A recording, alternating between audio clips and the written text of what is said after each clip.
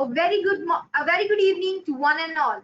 It's my honor itself to honor this beautiful audience and our prestigious speakers. I, Ruby Gill, with great joy and immense exultation, extend my warm welcome on the behalf of Lovely Professional University for today's webinar on the topic PhD programs. But before we commence, I would like to introduce our speakers of the day. It's my privilege to welcome the man of distinct vision and fountainhead of illuminating ideas, Dr. Laviraj Gupta, the Pro Vice Chancellor, Lovely Professional University. He is a leading light in the field of technical and higher education in the country. His research-focused approach and an insightful, innovative intervention of technology in education has won him much applause and laurels. He holds a PhD in bioinformatics and he did his MTech in computer-aided design and interactive graphics from IIT Kanpur and BE honors mechanical engineering from MITS Gwalior.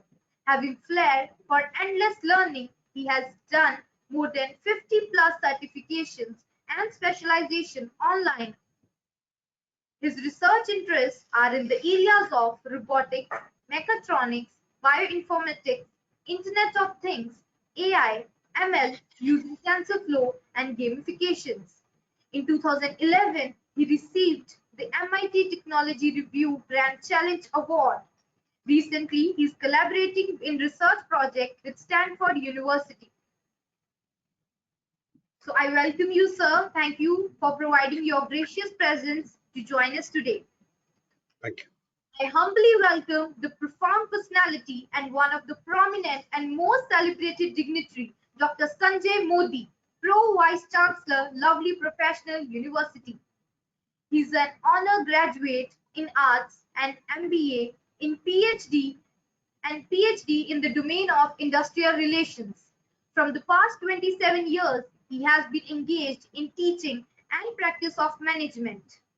He started his professional career in the industry where he worked for 3 years in the field of marketing. Thereafter, he joined Lovely Professional University and he has a very rich profile, having numerous research publications to his credit. It's a privilege to have you on board with us today, sir. Thank you so much for joining. I consider it a great honor to welcome the epitome of wisdom and intellect, Dr. Monica Gulati, Executive Dean, School of Pharmaceutical Sciences and Registrar, Lovely Professional University. She has been very instrumental in research when it comes to education. Having completed her B Pharmacy, M Pharmacy and PhD from UIPS Punjab University, Chandigarh, Dr. Gulati has more than 25 years of teaching, industry, research and administrative experience. She has been granted 4 Indian patents and 3 Australian patents. So she is an editorial and review board of more than 25 journals. Thank you so much, ma'am, for joining us today. Additionally, I would like to welcome our admission expert, Dr. Chirag Sharma, Assistant Professor, Lovely Professional University. Thank you, sir, for joining us today. So with this, Laviraj, sir, over to you for the content of the day. Get me the presentation rights, please, so that I can yes. Present my screen. Yes. A very good afternoon, everybody, and good afternoon to my colleagues. I'll be actually taking up around 15 to 20 minutes, and I'll be basically talking about that how primarily the research tenet, the research domain is really experiencing or is going to touch your lives in times to come. So I'll be quickly taking you to what, why, and how of this entire gamut or this entire domain of research. To begin with, let us look to what basically research is. As very well said by Albert, that research is to see what everybody else has seen and to think what nobody else has thought. Now, this is the basic dogma, this is the basic credo, and this is the basic premise of doing a research. You might observe a thing which generally people observe, but you extract something very meaningful out of it, and you do possess a passion to take your observation to a level wherein it becomes representable globally. And that's what the research is. I'll give you an example. Now, this is an example which is really addressing to what Albert said, that people were thinking, people were observing in science fiction movies that there can be a rocket which can be reusable. You have a payload on that rocket, you take it to a particular height, and then the rocket comes to the ground, lands at a specific place, and it can be reused again and again. Now, this is one of the explanations that people talk about it, and people who bring these thoughts to reality. Now, that is what I personally call it as research. I had talked about an example which is from the rocket science. I'll talk a simpler example. Now, this example will open up your eyes towards what exactly research is. Now, see, somebody or many people observed that during COVID times, people were becoming vulnerable when they were removing their masks to sip cafe latte or maybe orange juice or something like that. So what they did is that rather than just thinking about the challenges, they extracted the opportunities from that, and they crafted a newer form of solution, which is more meaningful, which is more presentable, and which is making people less vulnerable to the infections. The what starts primarily that you define a problem statement. How do you define a problem statement is that basically you look to things happening around you. People, millions of people might have seen the similar things happening with the similar fervor.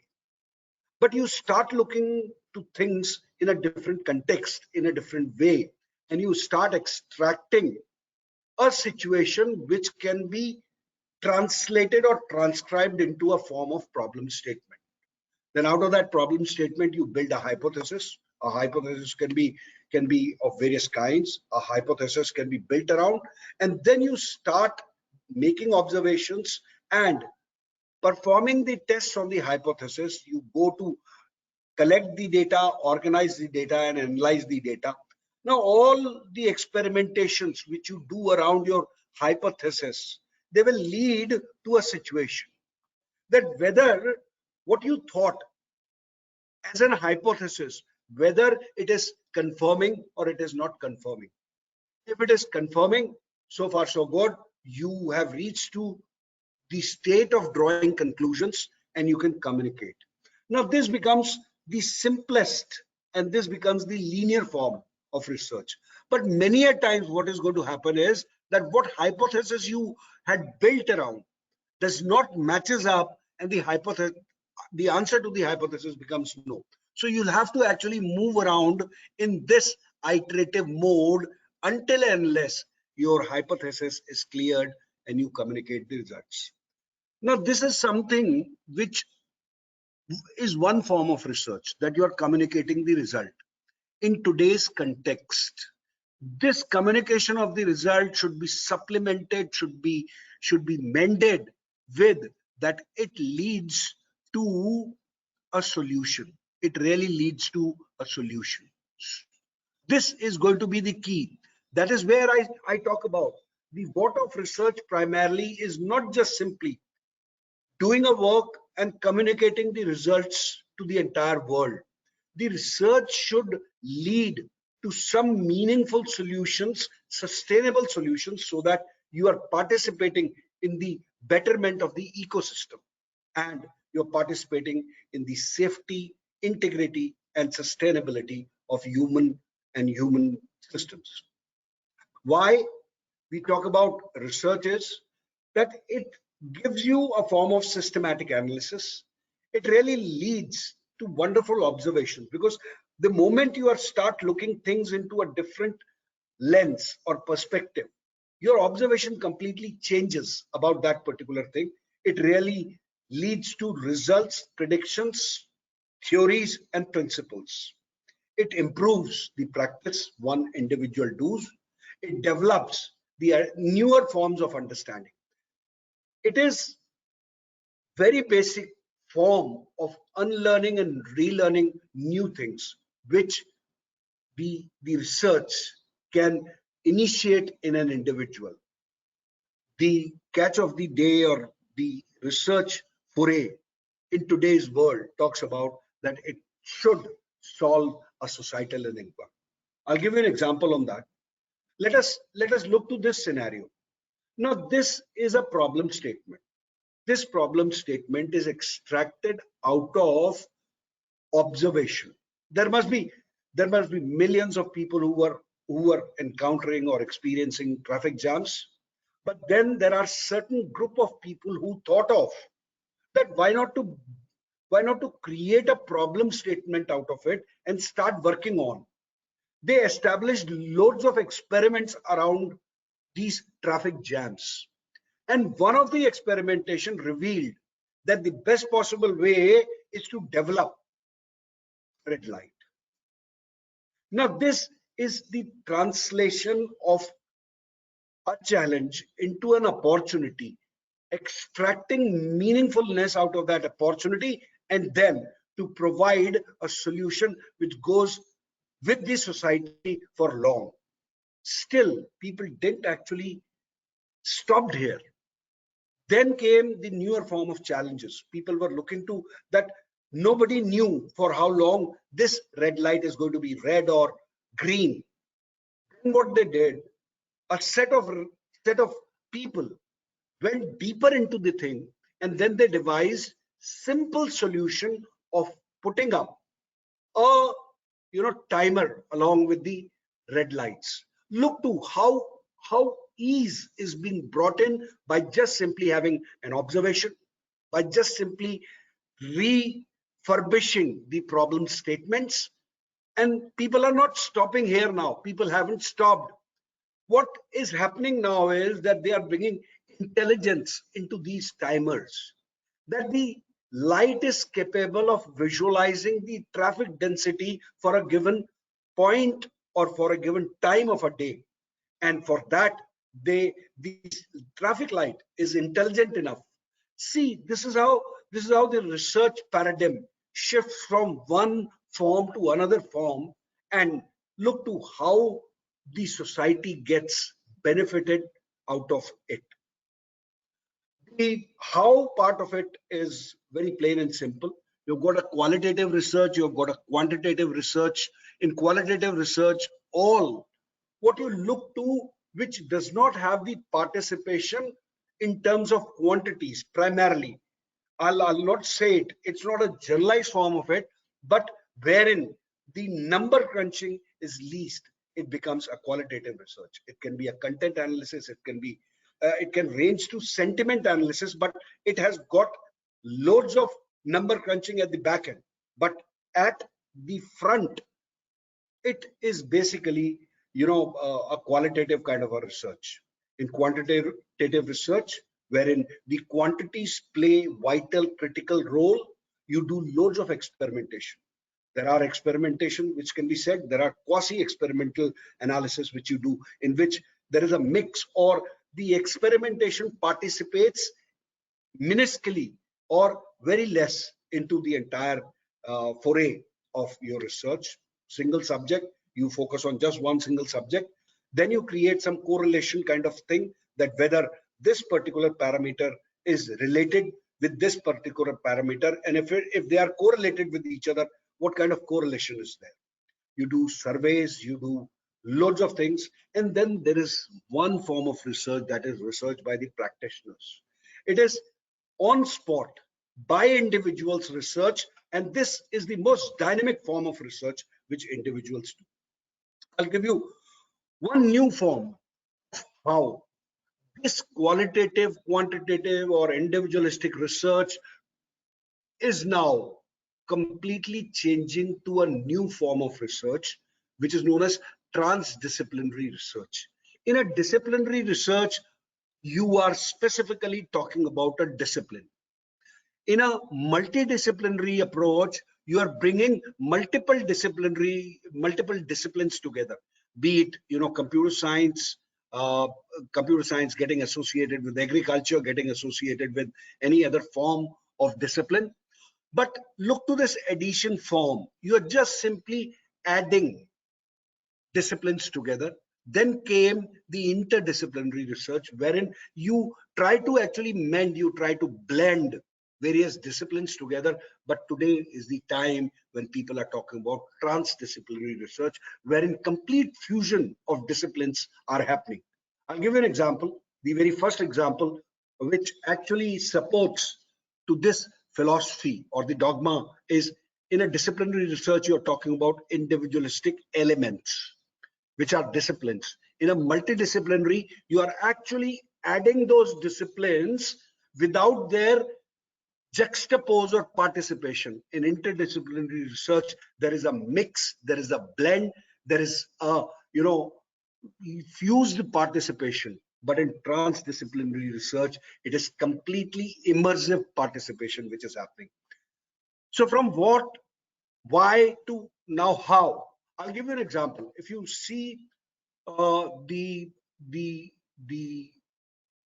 animation out here, this animation clearly signifies, clearly defines the multidisciplinary approach.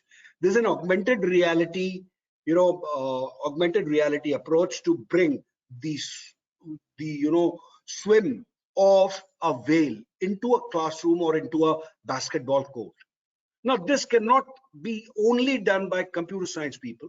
This cannot only be done by marinologists or zoologists or people who have got, understanding of whales. There has to be a complete fusion of things which have to happen. There'll have to be a participation of fluid mechanics people, structural dynamics people to create an object or create a research like this. Another example on how and the multidisciplinary approach would be, we have all seen the privilege brought in by Neeraj Chopra. Now it is not always that the skill and the practice of an individual would lead to the result which we all are cherishing out of it. This practice and research will have to be supplemented with computer vision, with biomechanics, with mechanics, and with sports science completely, so that he throws the javelin at a particular pull distance with a particular release height, then only he'll be able to win a gold medal. This is how the transdisciplinary approach is changing the way the research is now being taken up by people. The crux of research, according to me, whenever you are going to work in any of the disciplines or transdisciplinary approach, or whenever you are identifying, defining a problem statement, defining a hypothesis around it, creating experiments or creating surveys to support, supplement, and to reach out to the yes or no for your hypothesis, the crux of the research should be something like this: that you'll have to break the bigger chunks of activities or tasks into smaller but manageable kind of small splits, so that you rise onto the ladder and you become a successful researcher. That's all from my side, talking about how, what, and why of research. I'll pass on the baton to my colleagues so that they can enlighten you more about the research. Thank you so much. Thank you so much, sir, for sharing your vision. Now I quickly move to Dr. Sanjay Modi for his part of presentation. Over to you, sir.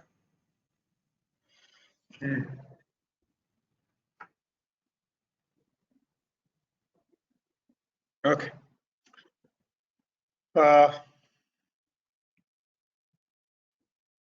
Just a second.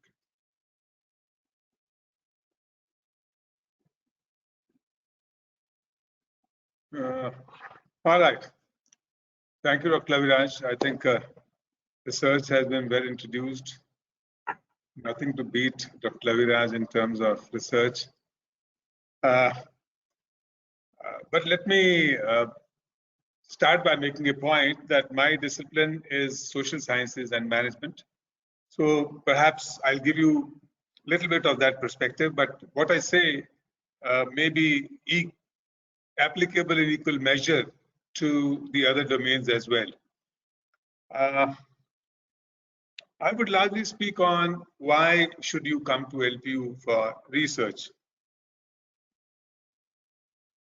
You see, the basic reason why research has to be undertaken is to get familiar with the research methods and to work towards solving some problem of the society. When I say society, it could be institutions, it could be individuals in the society, it could be industry, any unit, it could be government, anything. It could be outer space, the people are going in outer space. So look at the kind of research, or it is now the self-driven cars. Look at the kind of research. Now the issue is that we should be able to, through research, we should be able to focus on actual problems of the society. The advantage of doing research in LPU is we would insist, we would make sure that the topics you choose are, am I audible very clearly to everybody? Hello? Yes. Yes, sir. Am I audible to everyone? All So right. loud and clear, loud and clear. So the kind of topics that you choose have to address some challenge, some need, or explore some potential of the society. It is not that it has to only be based on problems. It can be based on the potential also you want to. But research can be exploratory also. Research can be experimental also. I don't know what is the composition of this group here.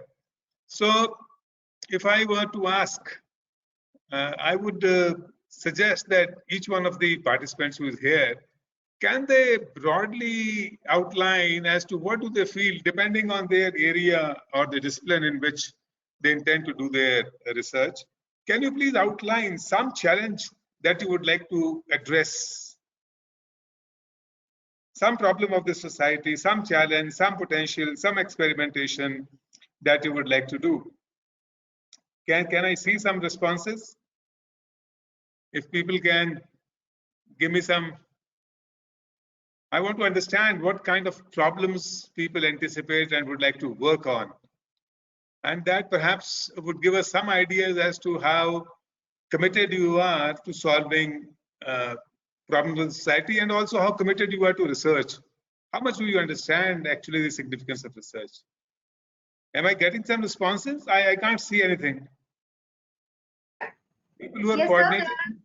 Yes, sir. There are many responses by our attendees. They want to know about green concrete technology. Why can't I see? Yes, sir. Why can't I see the responses? I don't see these things come. Sir, I'll be sharing it. I'll be sharing it to you, sir. I would like to see how involved they are. All right, sir. So it is important. I hope the budding researchers would agree with me there. Yes, sir. Now all the queries are visible to you. That research means nothing. Research is not being produced to, be placed on the shelves of the libraries, but it has to go to the industry. It has to create some intellectual property which can be monetized also, which is good for the good of the society. I hope all of you would agree with me on this, and exert yourself to identify certain issues and see how important those issues are. Number one. Number two, I think one biggest advantage I see, which is not only in case of PhD people, but even at the postgraduate level, we focus on research, and now we are, as per UGC guidelines also, and even otherwise, we are trying to focus on research at the undergraduate level also. And what we have seen is, though the students might find it a little challenging at the postgraduate level, yet when they pass out with a research orientation and when they go to other institutions, they find they're significantly superior to others in their approach to education and research. And they're very sought after for this skill of theirs. They know how to use the software. They are very familiar with the research methods because we are rigorous with those. And that's a word of caution also for those of you. It is not difficult, but what we would definitely expect from you is a complete commitment to the research. And what would that mean when I say commitment? Number one, please understand one thing, which I insist must happen, is that when you do PhD, it is your exposure to research. Yeah, it is your exposure to research. It is your guide already has exposure to research. So please do not depend so much on the guide that you expect him to, kind of spoon feed you on everything. If you don't explore enough, then you will not learn research methods. And I'm sorry I'm pointing this out. I have seen a lot of people who have completed their PhD, but have even the research fundamentals are not clear. If I ask some people that somebody today also, I was interviewing somebody, I said, you have done your research. Can you tell me what is the significance of validity of the tool in research? He says, sir, I said, did you validate your tool? He says, pata nahi, sir. I prepared my own tool. I said, what research methods you adopted? He says, sir, in our discipline, it is a practical work, so there are no research methods. Now, is that fair to say it? It means the research guides have not done full justice. And I will not blame the research guides also. Ultimately, it is the students learning. And many times you would find, which is of course not the case in LPU, you would find the LPU guides pretty active, proactive, and very knowledgeable. But at the same time, every guide would have some specializations. It is not necessary that his area should completely tally with your area of aspiration, or there could be some advanced methods which perhaps the guide also need to have a relook at and update himself. So please do not constrain yourself with the constraints of the guide. अब ये नहीं है कि you go to the guide and say, sir, topic दे दो. I find this very objectionable when the student comes and says, sir, give me a topic. I said, that is the biggest learning which happens in research is at the time of selection of the topic. Because when you select a topic, you explore, you read about 30, 50, 60 research papers and figure out what are the gaps in research currently in the literature. You look at 5, 10, 20 different journals, good journals, and identify what are the research methods being used by different researchers, which are the areas, what kind of results are they getting, how do they write. So this is the greatest part, this is the best, phase of learning in research when you finalize your topic. Once you finalize your topic, you become exceedingly limited. Then you're working only on that topic. You do the literature review, you identify the objectives, you specify the objective, research methodology, and finally collect data and analyze it. If it is, field research. Otherwise, even in case of experimental research, you remain confined.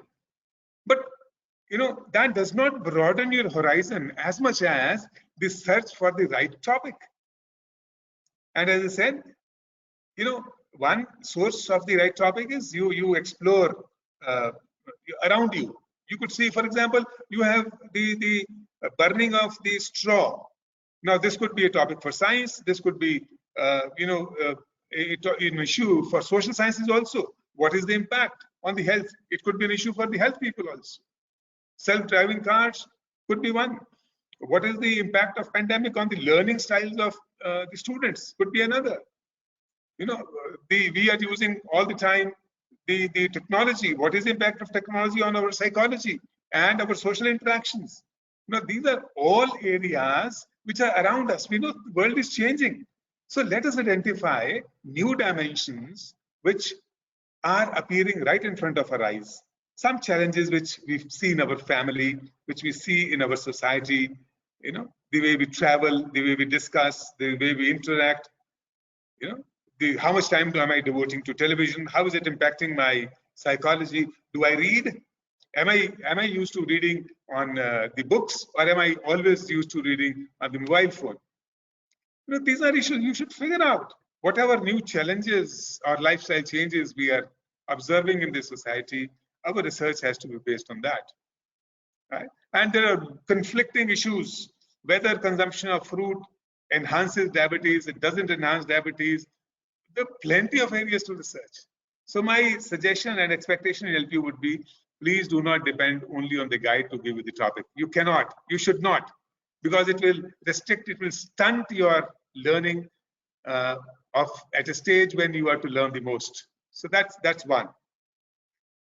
Second, you know, extending this in the entire course of research, the guide is definitely supposed to guide you, to handhold you in all the phases of your research, but he is not supposed to do the research for you.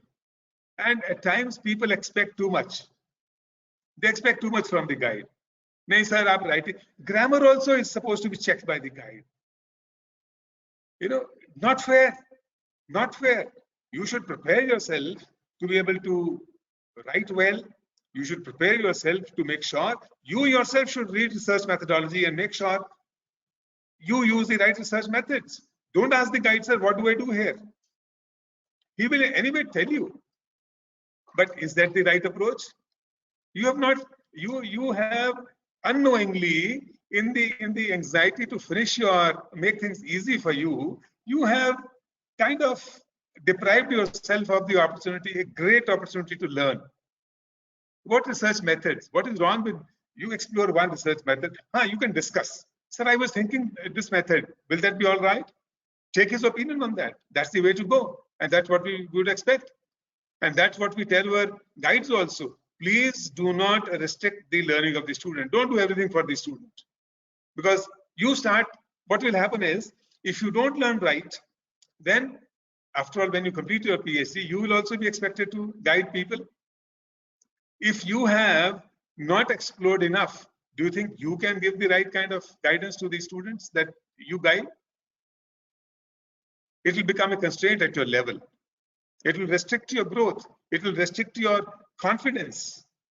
So please make sure you use the guide judiciously. A lot of people complain, sir, guide is not giving me time. Arey Baba, somebody complained, sir, the guide doesn't give me time. So we checked with the guide and we spoke to the students. Students said, no, sir, he 1 hour every week he gives me, but I need more time. And now the guide has 6-7 students to guide. Now, when you say more time is also justified. When you are at a critical stage, the guide would give you that opportunity also. But then if you expect the guide every day you spend 2 hours with me, not fair. That is not, that means you are over expecting from the guide. It is your learning, not the guide's learning, as they said. So please don't over expect from the guide. It is your learning. Take charge of your learning, explore, work hard, be sincere. Third point which I want to make is that, you know, why LPU and about some rigor that we practice. Now, when whether it is your registration level, the state-of-the-art seminar that you present, many times, if you have not worked hard enough, there will be a lot of suggestions which will come. It is quite possible that if you have not devoted enough rigor to it, it might get rejected once. Don't feel that somebody is working against your interests. We are working for your interests. We are wanting to make sure that you need to bring more rigor into your research. So please do not feel, you know, kind of disoriented or, you know, very bad about it. It is not, the intention is to make sure that you actually learn, grasp, research. You understand your topic very well so that you do justice and so that you don't face embarrassment at the last stage. Will it be good if some because we send to very good, you know, guides, evaluators. So if they reject and say this needs revision at the last stage, how would you feel about it? So in order to avoid those kind of situations, we at the very early stages, we would say, no, not well done. Look at these 5 or 6 things, right? It could be with respect to the topic. It could say something about the research methods. It says literature review is not elaborate enough. So please look at those, all these suggestions that have been given, and do justice to that. It cannot happen. It cannot happen that you say, "Nahi sir, main kar lunga." Kar lunga nahi. In the next seminar, you will have to report as to what you have done. So this brings a lot of rigor. Every point you have to justify, have I improved it? What changed? Suppose it is not necessary. At times the suggestions may also, you might find, discussing with your guide, that I don't think it is so much feasible. We can't go that far. And if you have the right justification, you can come back and say, sir, I think, or you can approach the person who gave the suggestion and request him, sir, this is the challenge we are facing in implementing your suggestion. So please be open. All suggestions are being given with good intentions. But if something you believe is you are not able to comprehend or understand, or you feel there are challenges, go back, discuss with your guide, and as long as you can justify you are not taking action, it is perfectly all right. And finally, my request to you, we actually the whole objective of PhD is make sure that you learn research methods. So we will focus on your understanding of research methods, because a lot of examiners also ask questions of that. But you know, 2 things which people make mistake about. Dr. Laviraj also hinted at that: quantitative methods and qualitative methods. A lot of people say, sir, I'm scared of people of social sciences, maybe of disciplines like law or sociology, would say, sir, no, quantitative methods don't make sense to us. They do. They must make sense to you. Today, everything is based on analysis. You have to generate data. Good institutions are now discarding. I'm not saying qualitative research doesn't have space. It has its own place, of course, in research. But then it is not as much dependable. You know, qualitative research, which is based on, say, content analysis in journalism. Now it is your interpretation of certain situation. And one, soon after his post-graduation, may not be an expert to give his opinion on the content which he finds. So it is good that along with your content analysis, you speak to some experts. You do some field study, go and meet some experts and make that part of your study. Have a say, focus group discussion, which is a mixed method of research, right? So this also is qualitative, but it will strengthen your case. And if you can substantiate it through a field survey, extremely well done. Extremely well done. See how you choose your sample. Make sure you understand. You know, today I was talking to a candidate who had done his PhD. I asked him, what is a hypothesis? He had no explanation to what is a hypothesis. So what is the point of doing research if you do not have these fundamentals clear? I had to reject. So do you want to do the kind of research which does not expose you, does not give you the confidence in basic research methods, and does not make you feel very confident in facing any kind of interview panel, either for selection or for promotion? This is why I say you should join LPU. We will give you that rigor. We'll take you through that rigor. We'll take you through that journey. But I'm surely cautioning you, unless you work hard, you may find the journey a little difficult. We'll make sure, we'll support you, we'll guide you, we'll handhold you. But at the same time, you will have to work very hard as part of LPU. But we can make sure, and you will not regret your joining LPU.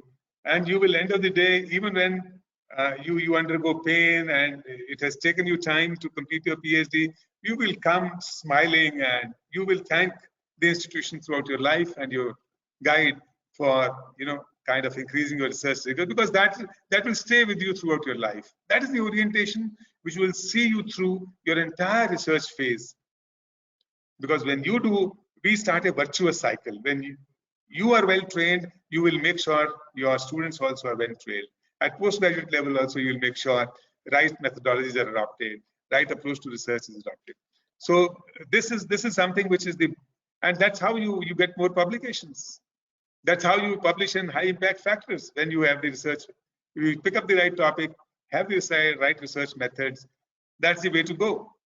So that's what we will focus on in LPU. And I'm sure all of you are ambitious enough, are courageous enough to take yourself through a journey which has the right kind of challenge which needs to be there in research, and not look for an easy way out, because that's a lose-lose situation. Not good for you, not good for your career, nor good for the country, nor good for the institution. So I think that's what I wanted to say. So be prepared for a rigorous research journey in LPU. Wish you all good luck. Thank you.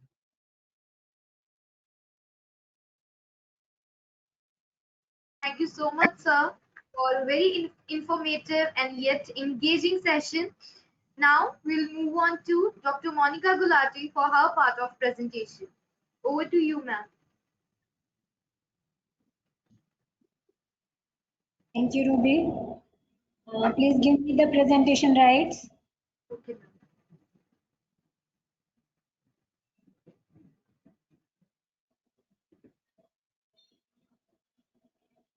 Yes, ma'am.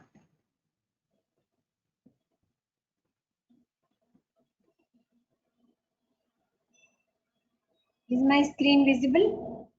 Yes, ma'am.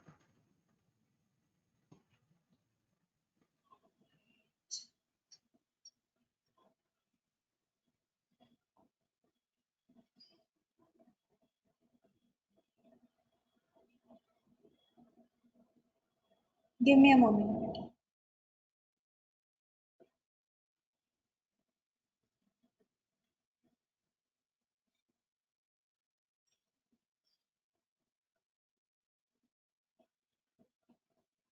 Is it all right? Is it in presentation mode now? Yes, ma'am. It is, ma'am. But your video is off. My video is off. Yes, ma'am. Is it all right now? Yes, ma'am. You know. So,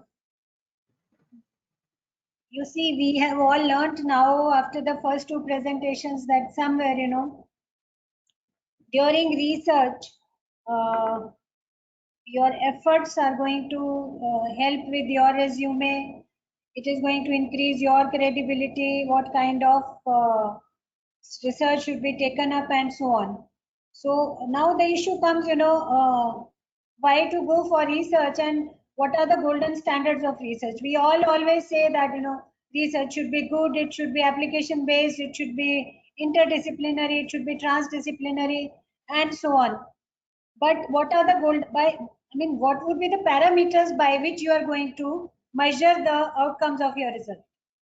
Everywhere across the world, there have to be some standard parameters by which you can measure the credibility of a research. So the only two parameters which are there are generally, you see, your publications and your IPRs. IPRs means the intellectual property rights, which would include the designs, which would include the patents, which would include the copyrights, and so on. So these two things, they are the direct outcomes of your research, and they are there to enhance your resume. It is your credibility which is increasing, as Professor Modi told you just a few moments back. It is not the resume of your guide or your supervisor. It is your own credibility. It is your own resume. So let us briefly find out, how does the research that you've done during your PhD, how does it support you? So, when you are applying for the jobs, you will be asked how many publications do you have? What are the impact factors of the journals in which you have published? So mind it, this is an advertisement. You can see also from a very prestigious institute. So before you apply for a job, they are asking you for your your publications as well as your IPRs. Similarly, when you are applying for fellowships, if you are very ambitious, you would like to go to some very good institutes of international repute. So there also you can see the publications are being asked. When you are applying for any kinds of awards, the publications and IPRs are being asked. It leads to additional earning also. So, during the COVID times, there was a team from Guru Angad Dev University, who prepared very good material for their students and thought of publishing it. That was turned out to be a very good idea, publishing this. You can see they are both Indians. So what they did was they published it in a very good journal, and from that very good journal, an edutech company picked them up and told them to share the material with them and offered them a handsome price also. And then you see this is again a picture of a lady who is a scientist. She was doing her PhD in pharmacy, and she was shortlisted for the final round, in the finalist round of Miss America in 2020. And she was a very avid researcher and used to publish papers. So somewhere she said that I'm very good at publishing papers, but I don't know anything. And the last round is the performance round. So one of her readers who was following her scientific papers, he suggested her that she should perform an experiment on the stage, on the Miss America stage, and this is what she did there, and she won the Miss America prize. Right. So, when we talk of the projects, whether it is your PhD or it is in a master's project or even a bachelor project, one thing is a very simple thing. You move out with a PhD degree. Second scenario is along with the PhD degree, you get some research publications, you get some review articles, you get some patents, and you get some copyrights. So I think all of us would agree that this scenario is a better scenario. I hope you all agree. And anyways, in most of the institutions, it is now mandatory that you have to have at least a few of them to get a PhD degree. Otherwise, if you fail to get some of these, you will not be even allowed to appear for your final viva. This is the mandate of the statutory bodies also. Just a moment. When we talk of research publications, it is almost mandatory, not almost, it is mandatory in all institutions to have a couple of research publications. The number varies from institute to institute. It goes up to 5 also, and it is in some institutes, it is as low as 1 also. So this is anyways mandatory. Then talking about review articles, patents and copyrights, why should we go for these when they are not mandatory? The reasons are, when you are writing a review article, it gives you such a crystal clear opinion and views about your work that you will not falter anywhere, because you are reading it and then you are writing it. And another thing is, while you are going to write your thesis, two of the most difficult parts, the comprehensive parts of introduction and review of literature, they will be completely covered by your review articles. Right. And then copyrights, anyways, most of the prestigious journals these days are asking you for a graphical abstract. So why not prepare a graphical abstract from the thesis itself? Once the graphical abstract is prepared, you can get a copyright. This is, just an example of a copyright. Copyright is, something you can do is, it need not be innovative in the sense that it need not present only the new results. The results which are already there can be presented in a very innovative way, and then you can get a copyright. This would explain in a much better manner about the superbugs than a paragraph on superbugs. So anything which is innovatively presenting or representing something can get you a copyright. So this is one thing that can be additionally received, additionally achieved from any of the PhD thesis. Then the organizers of the webinar have given me the task, to share with you how to get good quality publication. So first thing you need to do is, you need to select the journal. And while selecting the journal, what are the key factors you must look at? The first one is, look at the scope of the journal. If your paper, if the manuscript that you have prepared, the manuscript belongs to any of the areas which are given in the scope, you should consider that journal. Otherwise, no, because 90% of the chances are that they will give you a reply that your paper is not being even considered because it is not in the scope of the journal. So you can see there is a very broad scope classification, biodiversity, so and so and so, right?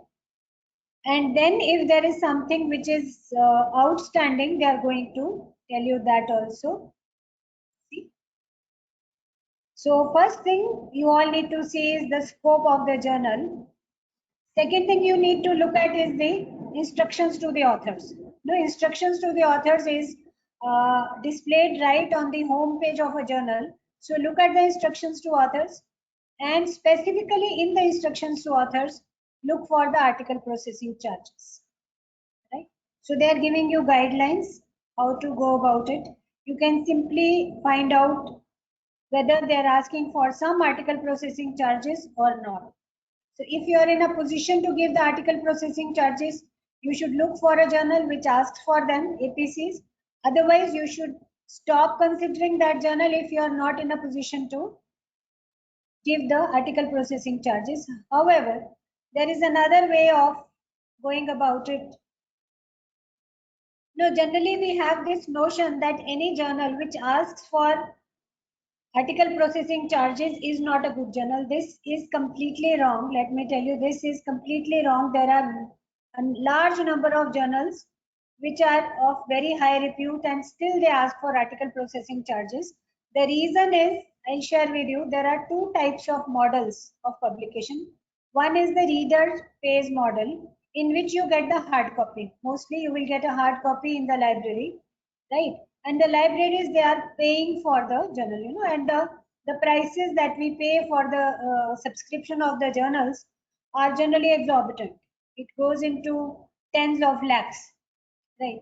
And then there is another model, which is the author pays model. Since open access journals, you know, which there is a paper published and anybody can look at it. Now, these journals are not receiving any kind of financial support from the libraries or from the readers. So what do? They have just one option to ask the authors to pay, right? So the advantage of such journals is, you know, since it is available to everybody, there is an unrestricted access. Therefore, the usage is more people will be looking at it, more citations will be there, and you know, your paper will be cited more, it will be read more, it will be more popular also, and your H index is going to increase because the number of citations will be definitely more. But there is a catch. Almost every year there is a particular lean period during which the journals do not receive many papers. So in that lean period, they would waive off the publication charges. So you should keep your eyes and ears open. And if you like a journal very much and you feel that you want to send your paper there, but because of the APC charges, you are not able to. So you should have, you know, you should be on the lookout of any such opportunity, because at least once, generally, the journals, they waive off the publication charges. So this is another catch with the journals. Then you must ensure, this is, dear friends, very, very important, that you should not be caught in the, you know, the vicious cycle of a journal which is a fraud. Now what happens is, many times a large number of journals have very similar names, or you might have heard about the term predatory journals. So the predatory journals are a mirror image of the authentic journals, right? But they are not indexed in Scopus. So how to identify a fraud journal? So you will receive fake call for papers, right? There will be many emails in your inbox asking you to submit papers. I'll show you a few which were there in my inbox.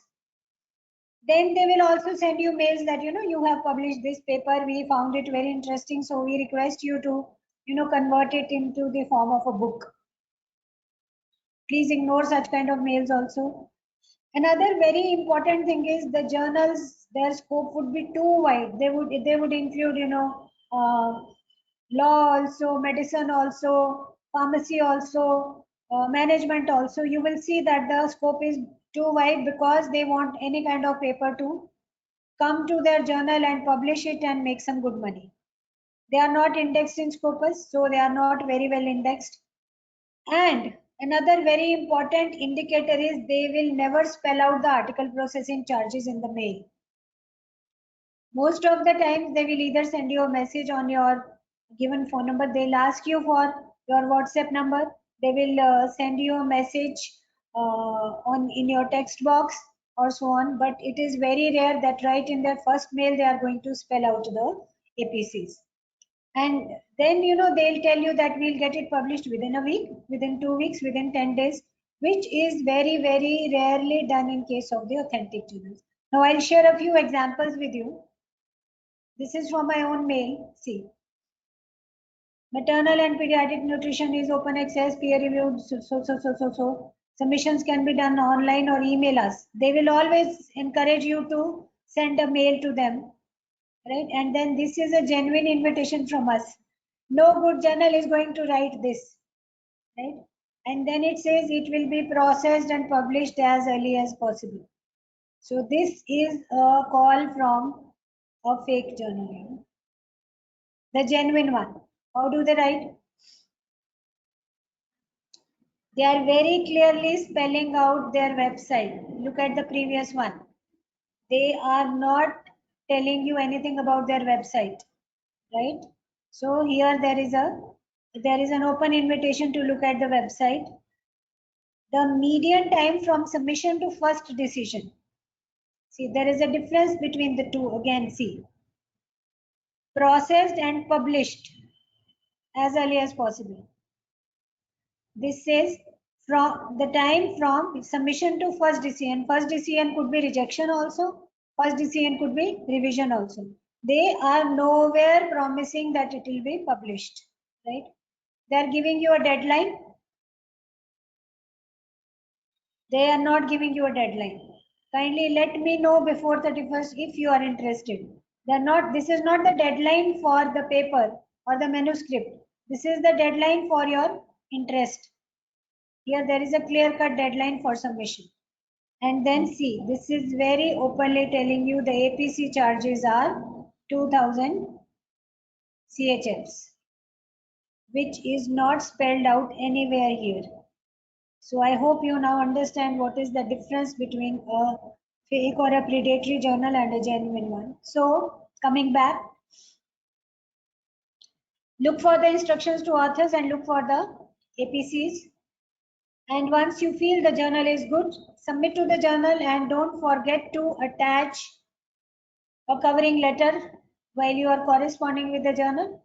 So try to tell them that you are working in that particular area, you have already published in that area, or you are interested in publishing in that area, whatever be the situation, and then submit the manuscript. Another very important thing while submitting the manuscript is that you must take care that you are not infringing any copyright issue, right? If you have taken any support from anywhere, try to acknowledge this. Again, I focused on where a permission is required. So you can see in all the publishers, 1, 2, 3, 4, the main publishers, prestigious ones are these 4 only. So reuse in a book, reuse in product literature, reuse in journal magazine, reuse in medical communication, purchase this content, order reuse in presentation, reuse in course pack, make photocopies, reuse in medical communication, reuse in book encyclopedia, reuse in journal, reuse in magazine. So everywhere, wherever you are reusing anything, whether it is a text or it is a picture or it is a table or it is a graph or it is a scheme, you must take permission from the publisher. So that was all from my side. Any queries, I'll be very happy to answer. Thank you.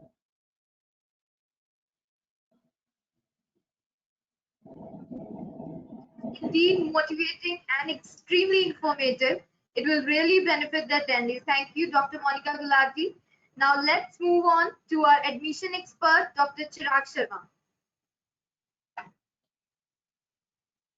Good evening. I hope my voice is audible. So kindly give me the presentation right so that I can explain the eligibility and scholarship part.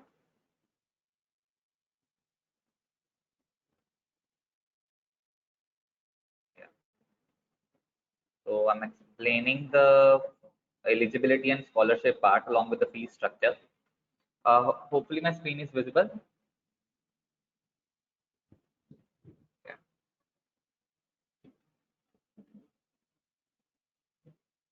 So as we can see in the website link that we are using, nest.lpu.in/PhD. This is one link where we can actually access all the information regarding the PhD course, whether we want to know about the eligibility part or whether we want to know about the scholarship part as well. So just a minute. Yeah. So if I talk about the important dates of a PhD program, so it's very important that we should know the eligibility part as well as the important dates part. So eligibility part is dependent upon its LPU Nest examination. So the PhD registration, whatever, even if you are qualified with GATE examination or UGC NET examination, what's the important thing is that you have to apply for a PhD program. So the PhD program online registrations have started. It has started from 1st of February 2022, and the last date of registration is 25th of May. So the exam dates are 27th and 29th of May. It is decided by our LPU Nest examination team. The result of this LPU Nest test is on 3rd of June. Even if you are qualified with your UGC NET or GATE examination, still LPU Nest has to be applied.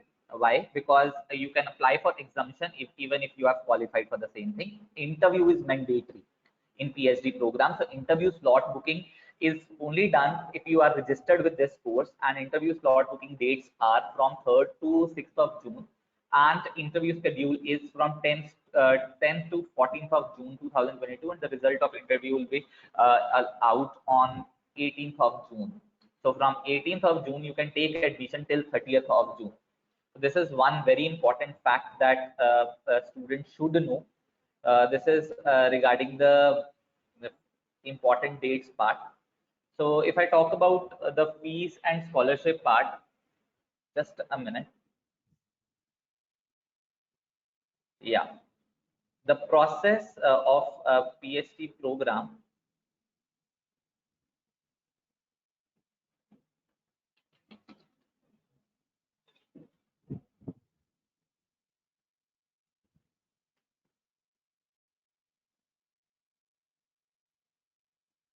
Yeah. So fees and scholarship part that I'm explaining. So the PhD program fees varies from course to course. Whether from management it is 1,20,000 every semester. Computer application it is 80,000 every semester. Engineering is also 1,20,000. But there are many fees that we are actually fees scholarship that we are offering to all the students. Like one of the scholarship is based on your PhD LPU Nest examination. So it depends upon whether you're doing full-time PhD or you're doing part-time PhD. But if you're doing full-time PhD program, so the important thing is if you have qualified your LPU Nest examination with category 1 cutoff. So your 90% of the program fee is entirely waived off, and you are supposed to pay only 10% of the entire fees. So again, 90% scholarship is provided throughout 3 years of your PhD program, and it is for full-time PhD program applicants, those who are applying for full-time PhD programs. And for the part-time PhD program, the important thing is that 70% of the scholarship is given if you are qualified with category 1 cutoff. So category 2 cutoff percentage of scholarship is 70% for full time and 50% for the part time. And if you're qualifying with category 3 cutoff, it is 50% for full time and 30% for the part time program as well. So the applicants, definitely we are providing the scholarship on the for meritorious research scholars, those whose research is pretty good. With if they are research associates in various defense labs or ICAR labs or ICMR, DRDO labs, if they are working in those particular things with a JRF and NET qualified. So for the meritorious research scholars, we are providing 90% of the scholarship. If the people are not JRF or net qualified, but they are working in defense labs, ICAR or DRDO labs. So we are giving the scholarship of 70% every semester. Guys, how important thing is that how we can know that we'll be getting the scholarship or not. So you just have to mail your respective working document to admissions@lpu.co.in. There we will verify the applicability of your scholarship in case you are working as a meritorious research scholar in various labs that I have mentioned. So again, for full-time applicants, we are giving the scholarship of 90%, 70%, and 50%, depending upon where you are working and whether you are JRF qualified or not.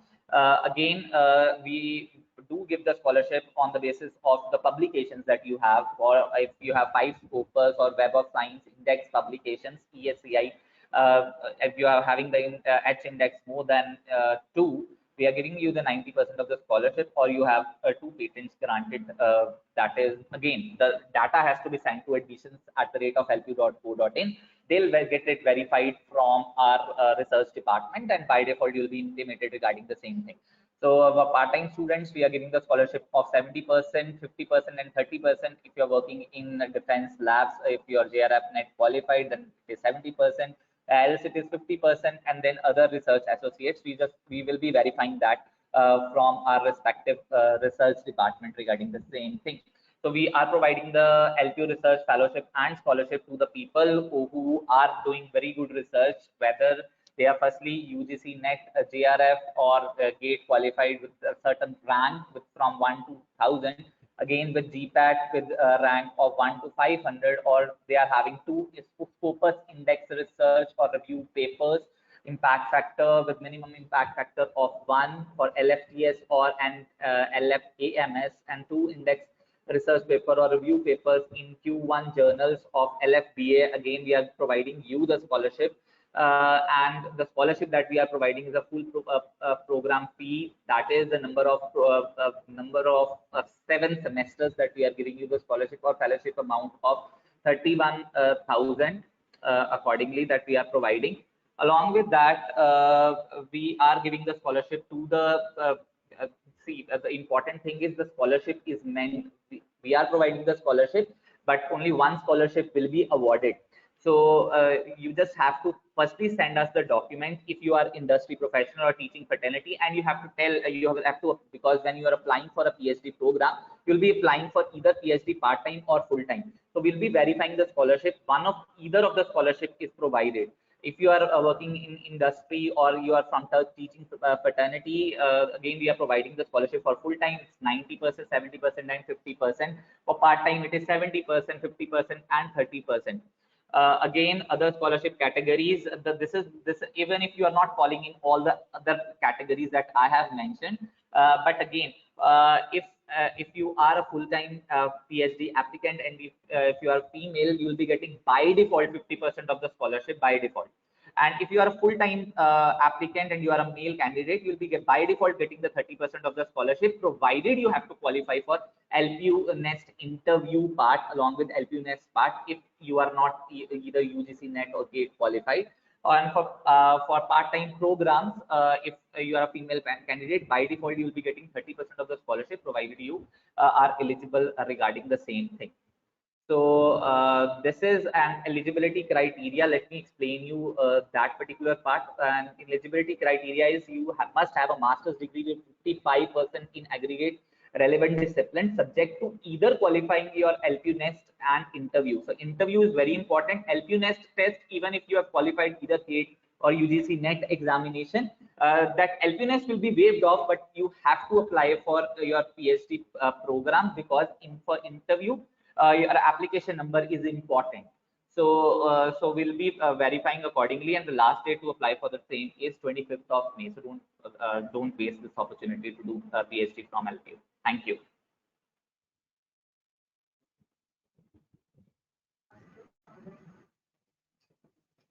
Thank you so much, sir, for the detailed information about the admission process. Now we'll move on to the queries. So there are few queries by the attendees. So Dr. Laviraj Gupta, There's a query from Laviraj Gupta that is it worth to finish the PhD right after MTech instead of having a gap of years before you pursue a PhD? Very clearly, it doesn't make a difference whether you directly move on to your PhD after your MTech. If you have that brilliant idea, or if you have worked on your MTech thesis that can be really translated or transcribed to PhD kind of a degree, you should do that. In the second form of it, if you moved on to the industry or some educational institute and started teaching, and suddenly you want to grab back again either your MTech work, or you want to start working on some new thoughts and idea. So that is not one of the caveats or riders that either you move on straight away. But I would always propose that continue your PhD just after your masters, so that the flair of learning, understanding, reading goes along with you. Thank you so much, sir. So there's another question from Ankit Kumar Rathod. He wants to inquire that if we enroll in PhD at LPU and he wants to do research at R&D units, so our guides or LPU research cell will permit or give any assistance to him? Which kind of R&D centers he wants to pursue his research? Because it depends whether there's an MOU which has been already penned down or signed in with that organization. If that is the case, then he can take admission in LPU's PhD program, and then there can be a supervisor from LPU and co-supervisor from that R&D organization. Even if the MOU is not signed, we can go ahead. If the organization is of repute, we can very well go ahead and sign. Thank you so much, sir. I believe the query has been resolved of Rathod. And with this, we'll wind up this session. Thank you so much. So this session was on PhD programs at LPU. Experts, your years of research and your depth of understanding the topic and your ability to present the topic in such an interesting way produce one of the most wonderful evening for all the attendees. So on behalf of all the attendees of this webinar, I want to thank you for your insightful presentation. I'm obliged for your valuable time. So officially signing off from the webinar. Thank you so much. Thank you, everybody. Thank you. Please stay safe. Thank you.